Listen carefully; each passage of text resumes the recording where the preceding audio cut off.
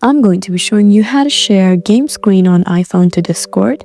So here's the correct way to share the game screen from an iPhone to Discord. So the important thing you need to know about iPhone limitations is you can share your screen, but you cannot share your in-game audio on iPhone. Some games may show black screen, or quality and stability are lower than PC. So what you can do is just open Discord.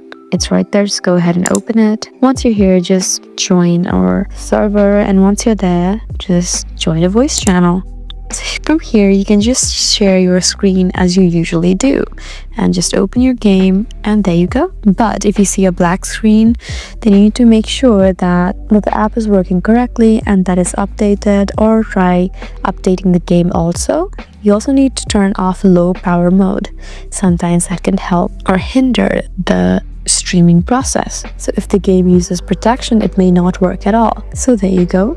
In all of these ways, you can successfully share game screen on iPhone to Discord. I hope this video was helpful for you. Please leave us a like and drop us a comment down below, and we'll see you again in our next video. Thank you for watching.